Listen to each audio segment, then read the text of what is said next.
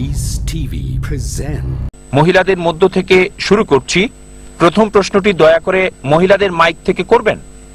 আসসালামু আলাইকুম, আমার নাম ভাগ্যলক্ষ্মী। আমি একজন হিন্দু আর এখন আমি ইসলাম ধর্ম গ্রহণ করতে চাই।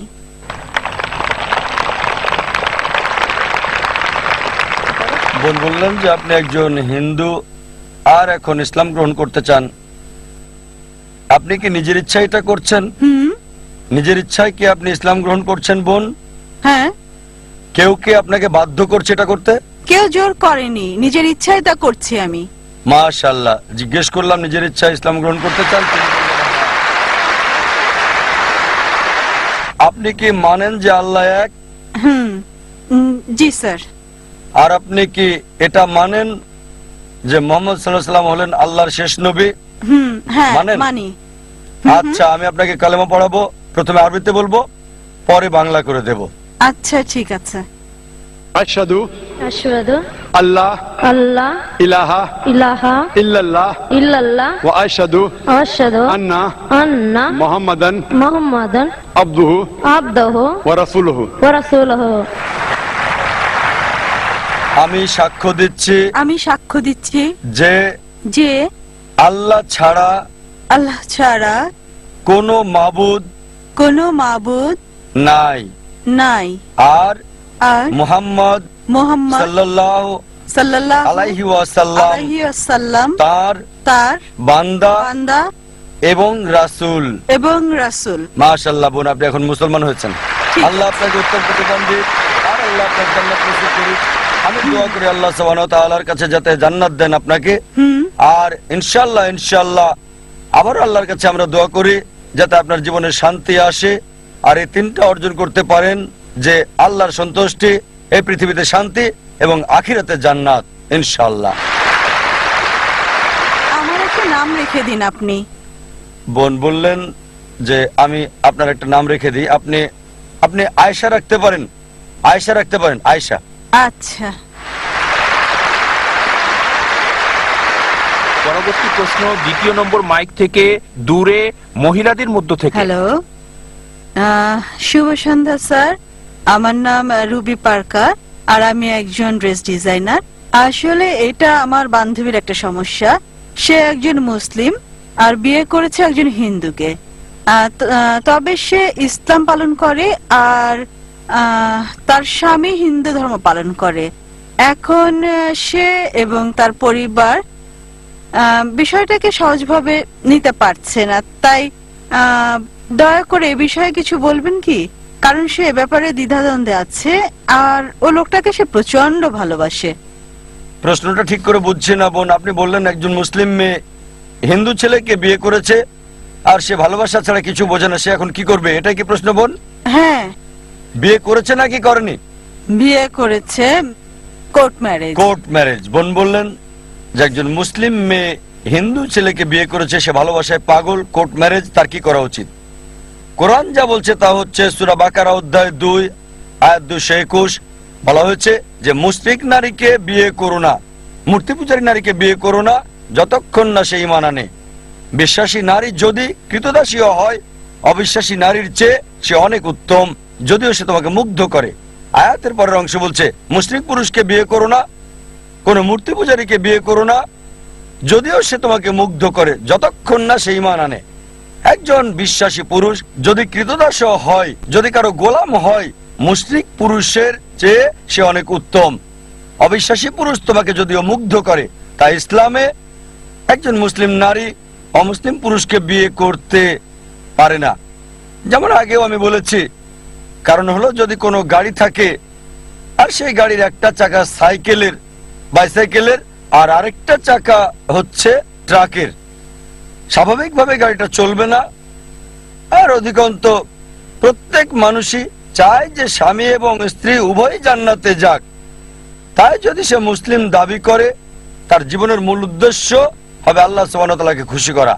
যেমন আমি বলেছি যে কোরআন বলছে সূরা নিসা অধ্যায় 4 আয়াত 48, সূরা নিসা অধ্যায় 4 আয়াত 116, আল্লাহ যে কোনো গুনাহ ক্ষমা করবেন, তবে শিরক করার গুনাহ, তার সাথে শরীক করার গুনাহ তিনি কখনোই ক্ষমা করবেন না। সুতরাং কিভাবে সে এমন জীবন সঙ্গী বেছে নিতে পারে যার উদ্দেশ্যই ভিন্ন। তার মানে হতে পারে আপনি স্বার্থপর, আপনি জান্নাতে যেতে চান, জীবন সঙ্গী জান্নাতে যাক সেটা চান না। তাই যদি সত্যিই সে স্বামীকে ভালোবাসে, আলটিমেটাম দিতে পারে, যদি এই অবস্থায় থাকো জান্নাতে যেতে পারবে না, তাই আলটিমেটাম দেন, যদি আমাকে চাও ইসলাম গ্রহণ করো তুমিও জান্নাতে যেতে পারবে, যদি ইসলাম গ্রহণ করো আমি তোমার সাথে আছি, অন্যথায় আমি তোমার সাথে নাই, যাতে করে এই দুনিয়ার সেরাটা পায় আর সেই পুরুষ উভয় জগতে সফল হতে পারে। হ্যাঁ ভাই, সামনের 1 নম্বর মাইক থেকে। আমার নাম প্রেম, পুরো নাম প্রেম মিশ্রা। আমি একজন অমুসলিম। আমার প্রশ্ন হলো স্যার, আসলে আমি ইসলাম গ্রহণ করতে চাই। এটা এটা এটা আমার প্রশ্ন, কোনো পক্ষপাতিত্ব করছি না, নিজ থেকেই প্রশ্নটা করছি। স্বাভাবিকভাবেই বলা যায় আমি ইসলাম গ্রহণ করতে চাই, তবে ভালো মুসলিম মানে কিভাবে, আসলে ভালো মুসলিম কে বা কারা, এই জন্য আসলে জানতে চাচ্ছি। ভাই যদি শুনতে ভুল না করে আপনি ইসলাম গ্রহণ করতে চান আর জানতে চান আসল মুসলিম কি, হ্যাঁ, কিভাবে ভালো মুসলিম হওয়া যায়। কিভাবে ভালো মুসলিম হবেন? ভাই ভালো মুসলিম হতে হলে, মুসলিম মানে যে নিজের ইচ্ছাকে আল্লাহর কাছে সমর্পণ করে। তাই যদি আপনার ইচ্ছাকে আল্লাহর কাছে সমর্পণ করেন আপনি মুসলিম। নিজের ইচ্ছাকে আল্লাহর কাছে সমর্পণের মানে আপনাকে মানতে হবে আল্লাহ এক, আল্লাহ ছাড়া আর কেউ ইবাদতের যোগ্য নাই। বিশ্বাস করতে হবে মুহাম্মদ সাল্লাল্লাহু আলাইহি ওয়াসাল্লাম সর্বশেষ এবং চূড়ান্ত নবী। আর যখন আপনি কোরআন পড়বেন, যা আমি আগে লেকচারে বলেছি, এটা সর্বশেষ এবং চূড়ান্ত নির্দেশিকা বই মানব জাতির জন্য। তাই যদি কোরআন পড়েন এবং আমল করেন, আল্লাহর নির্দেশ মেনে চলেন, যদি বিরত থাকেন যেগুলো আল্লাহ নিষেধ করেছেন সেগুলো থেকে, তাহলে আপনি একজন সত্যিকারের মুমিন হতে পারবেন। আর আরেকটা বিষয়, স্যার আমার সম্পূর্ণ পরিচয়টা কি বদলাতে হবে, যেটা আমার অমুসলিম অবস্থায় ছিল? আপনার নাম, এটা বাধ্যতামূলক কিনা তিনি জিজ্ঞেস করছেন। নাম পরিবর্তন করা বাধ্যতামূলক কিনা মুসলিম হওয়ার পর? না, এটা বাধ্যতামূলক না, তবে চাইলে করতে পারেন। তাই নাম পরিবর্তনটা বাধ্যতামূলক না, যদি সেটা শিরকের সাথে যুক্ত না থাকে, যদি আপনার নামে কোনো শিরক না থাকে, কোনো মূর্তি পূজা ইত্যাদি। তবে যেটা হতে পারে আপনার আগের নামও থাকতে পারে অথবা নতুন নাম নিতে পারেন। তবে মুসলিম হিসেবে যদি গর্ব করেন, আমি বলবো মুসলিম নাম রাখতে, যাতে লোকজন আপনাকে চিনতে পারে। যেমন কেউ ডাক্তার হলে তখন ক্রস চিহ্ন রাখে, মানুষকে জানাতে যে সে একজন ডাক্তার। একইভাবে বাধ্যতামূলক না যে নাম বদলাতেই হবে, তবে যদি বদলান সেটা উত্তম, মানুষ জানবে যে আপনি মুসলিম। আমার প্রশ্ন হচ্ছে, আপনি কি এখনই ইসলাম গ্রহণ করবেন? জি স্যার। আপনি কি বিশ্বাস করেন আল্লাহ এক? হ্যাঁ। আপনি কি বিশ্বাস করেন মূর্তি পূজা নিষিদ্ধ? হ্যাঁ স্যার। আচ্ছা, আপনি কি বিশ্বাস করেন নবী মুহাম্মদ হলেন সর্বশেষ এবং চূড়ান্ত নবী? হ্যাঁ স্যার। কেউ কি আপনাকে ইসলাম গ্রহণ করতে বাধ্য না করেছে? স্যার, অবশ্যই না। কোন অর্থনৈতিক চাপ? না স্যার। কোন শারীরিক চাপ? না স্যার। কারণ কাউকে জোর করে ইসলাম ধর্ম গ্রহণ করানো ইসলাম ধর্মে এটা নিষিদ্ধ। কাউকে জোর করে ইসলাম গ্রহণ করানো ইসলাম ধর্মে এটা নিষিদ্ধ হওয়ার পাশাপাশি আমাদের দেশেও এটা নিষিদ্ধ। ইন্ডিয়াতে যে কোনো ধর্ম গ্রহণ করার জন্য বাধ্য করা নিষিদ্ধ, স্বেচ্ছায় হতে পারবে। যদি ইসলাম গ্রহণ করতে চান কেউ আপনাকে বাধা দিতে পারবে না, এমনকি রাষ্ট্রও পারবে না সেটা। তাই যদি ইসলাম গ্রহণ করতে চান আমি বলবো আমার সাথে বলেন, ঠিক আছে? ঠিক আছে স্যার। আশহাদু আশরাবু আল্লাহ আল্লাহ ইলাহা ইলাহা ইল্লাল্লাহ ইল্লাল্লাহ ওয়া আশহাদু আশরাবু আন্না আন্না মুহাম্মাদান মুহাম্মাদ আবদুহু আবু ওয়া রাসূলুহু। ওয়ারফু। আমি সাক্ষ্য দিচ্ছি, আবার বলবেন স্যার? আমি সাক্ষ্য দিচ্ছি আমি সাক্ষ্য দিচ্ছি যে যে কোনো কোনো ঈশ্বর নেই ঈশ্বর নেই আল্লাহ ছাড়া, আল্লাহ ছাড়া, এবং এবং নবী মুহাম্মদ নবী মুহাম্মদ সাল্লাল্লাহু আলাইহি সাল্লাম সাল্লাল্লাহু আলাইহি সাল্লাম হলেন বান্দা বান্দা এবং রাসূল আল্লাহর। আল্লাহ। মাশাআল্লাহ, ভাই এখন মুসলিম। ধন্যবাদ। আমি আপনাকে মঞ্চে আহ্বান করছি কোরআনের একটা কপি নিয়ে যাওয়ার জন্য, যাতে ভালো আমলকারী মুসলিম হতে পারেন সেজন্য কোরআনের একটা কপি উপহার দিতে চাচ্ছি। ভলান্টিয়ার ভাইদের অনুরোধ করব কোরআনের একটা কপি এখানে দিয়ে যেতে।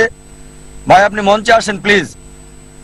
আমি আপনাকে কোরআনের একটা অনুবাদ কপি দিতে চাই, যাতে আপনি একজন ভালো আমলকারী মুসলিম হতে পারেন।